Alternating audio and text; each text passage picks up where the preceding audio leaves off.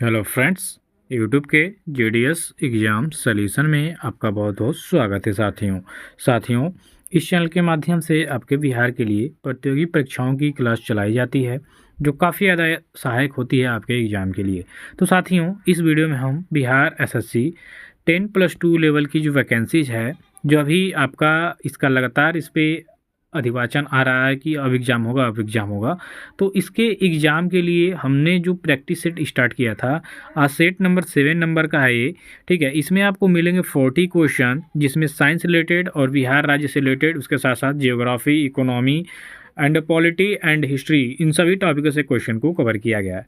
तो साथियों, वीडियो पसंद आए तो वीडियो को लाइक कमेंट शेयर करिए और चैनल को सपोर्ट करिएगा। स्टार्ट करेंगे पहले क्वेश्चन से कि निम्नलिखित में से कौन सी राशि सदिश नहीं है। इसमें से आपको बताना है कि कौन सी राशि सदिश नहीं है। तो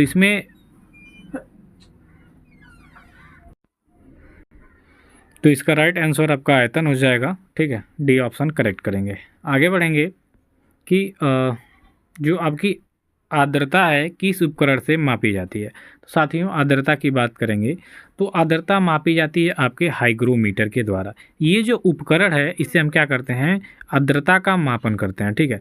अगर जो आपके क्वेश्चन में आता है कि आर्द्रता का मापन किस उपकरण से किया जाता है, तो आप क्या बताएंगे, हाइग्रोमीटर बताएंगे, ठीक है। तो सी ऑप्शन इसका करेक्ट आंसर हो जाएगा। इसके बाद है कि सबसे ज़्यादा श्यानता किसकी होती है। तो सबसे ज़्यादा श्यानता की अगर जो हम बात करते हैं इन विकल्पों में से, तो इनमें सबसे ज़्यादा श्यानता हो जाएगी आपका जो शहद है, ठीक है। जो शहद होता है इसमें हो जाएगा हनी, ठीक। इसमें क्या है कि आपका सर्वाधिक श्यानता पाया जाता है। तो हम यहाँ पे ऑप्शन नंबर बी का सही चयन करेंगे कि सबसे ज़्यादा जो श्यानता है साथियों, ये पाया जाता है आपके शहद में, ठीक है। तो बी ऑप्शन हम यहाँ पे करेक्ट करते हुए नेक्स्ट क्वेश्चन की तरफ चलेंगे। नेक्स्ट क्वेश्चन में आपका देखेंगे कि पढ़ने में काम आने वाले ग्लास लेंस किस प्रकार के लेंस से बने होते हैं। यानी जब हम पढ़ने के रूप में जो चश्मा का प्रयोग किया जाता है, तो चश्मा में जो ग्लास होता है वह लेंस किस प्रकार के लेंस से बने रहते हैं, ठीक है। तो ये बने रहते हैं आपके उत्तल लेंस से। यहाँ पे आपका ए ऑप्शन करेक्ट हो जाएगा, ठीक है। तो हम यहाँ पे विकल्प ए का चयन कर देंगे। इसके बाद क्या है आपका कि 40 डिग्री सेल्सियस का मान फ़ारेनहाइट स्केल में आपको ज्ञात करना है। तो देखिए, एक सिंपल सा फार्मूला आप पढ़े होंगे एटोट में कि F बराबर होता है 9/5। इसके बाद है C+32, ठीक। C आपका टेम्परेचर हो जाता है, F यानी फ़ारेनहाइट हो जाता है, ठीक है। मतलब अब यहाँ पे अगर जो कोई पूछे F और C क्या है, तो क्या बताएंगे, F क्या हो जाएगा आपका फ़ारेनहाइट का तापक्रम हो जाएगा, ठीक।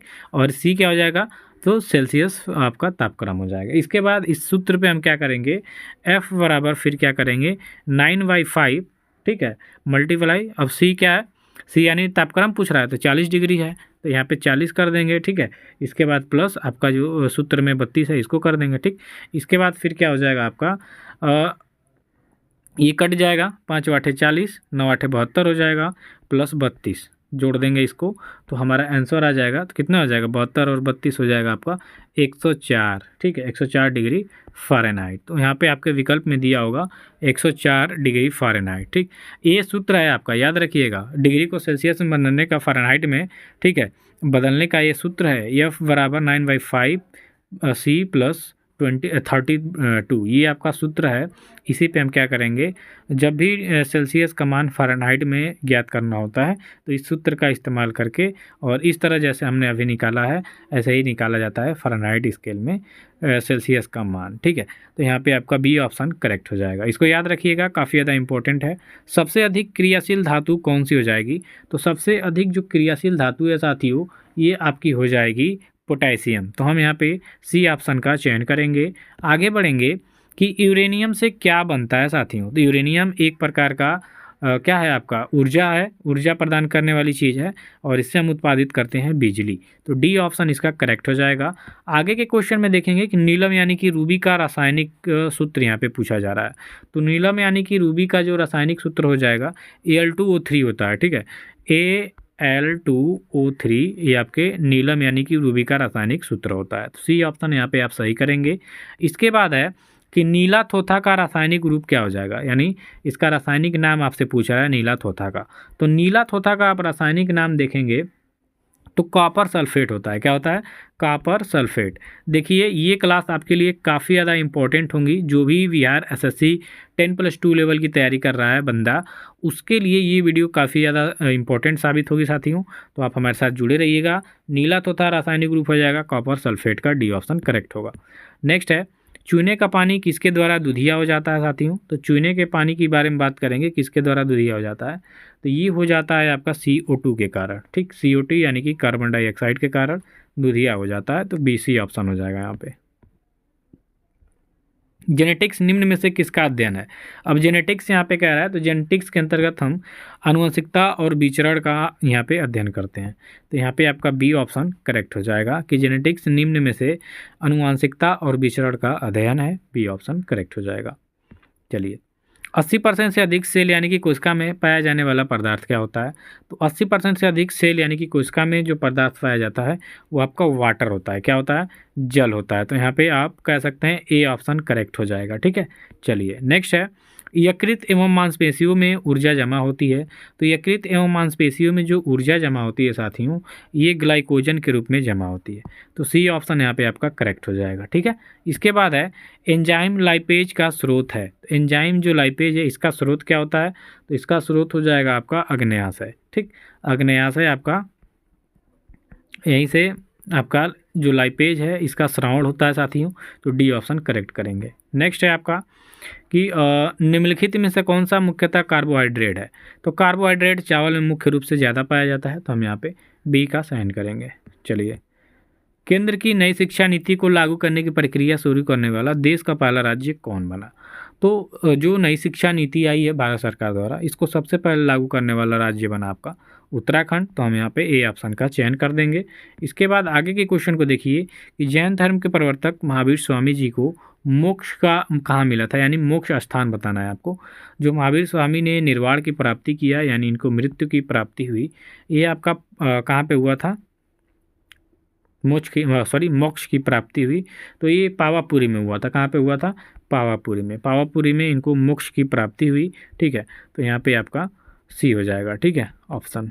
चलिए आगे बढ़ेंगे कि चंपारण में गांधी जी को आमंत्रण किसने दिया था? तो चंपारण में जो गांधी जी ने प्रथम सत्याग्रह किया था, इसके लिए आमंत्रण दिया गया था। अब चंपारण आपके बिहार का एक जिला है और राजकुमार शुक्ल ने ये क्या किया था? आमंत्रण किया था आपके गांधी जी को। तो डी ऑप्शन यहाँ पे हो जाएगा।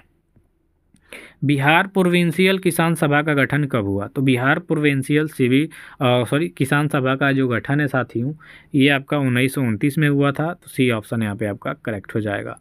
नेक्स्ट है, बिहार सोशलिस्ट पार्टी कब गठित हुई? तो बिहार सोशलिस्ट पार्टी ये आपकी गठित हुई थी 1931 में। तो यहाँ पे आपका बी ऑप्शन करेक्ट हो जाएगा कि बिहार सोशलिस्ट पार्टी 1931 में गठित हुई थी। ठीक है, वीडियो पसंद आए तो लाइक कमेंट शेयर करिएगा। बिहार में लोकसभा सीट कितनी हो जाएगी?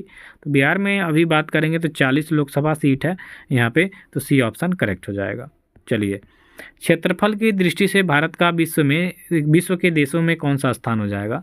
तो पहले पे सभी लोग जानते हैं आपका रसिया है और 7वें नंबर पे आपका आता है भारत। तो यहाँ पे डी ऑप्शन करेक्ट होगा।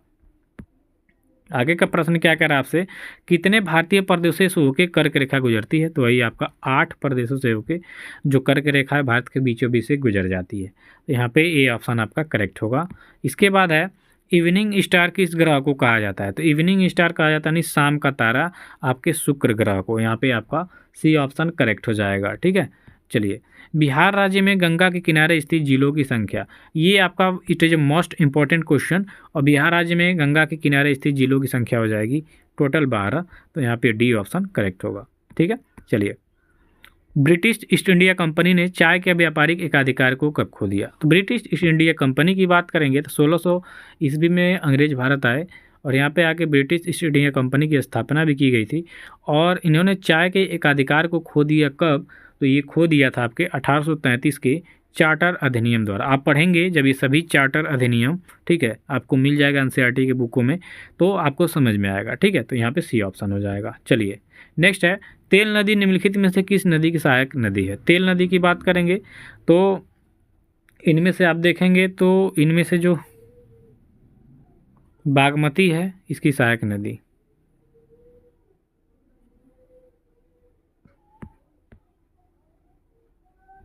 स्वामी सहजानंद सरस्वती ने किस नाम से एक पत्रिका का प्रकाशन किया था?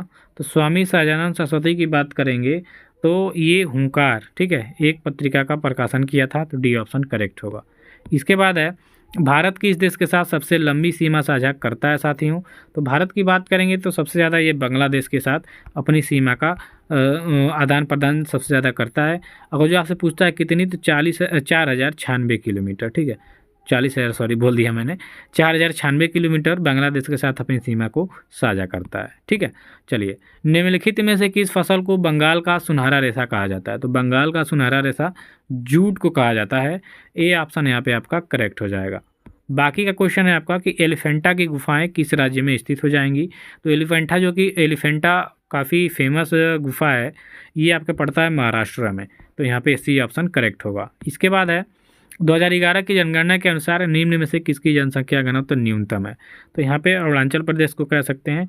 यहाँ पे प्रति व्यक्ति घनत्व में देखेंगे तो 17 व्यक्ति प्रति वर्ग किलोमीटर में रहते हैं, तो ये काफ़ी कम है, जनसंख्या घनत्व न्यूनतम हो जाएगा यहाँ पे आपका, ठीक है, अरुणाचल प्रदेश। नेक्स्ट है कि निम्नलिखित में से किस क्षेत्र में चक्रवात को टाइफून के नाम से जाना जाता है? तो टाइफून नामक चक्रवात आता है कहाँ पे?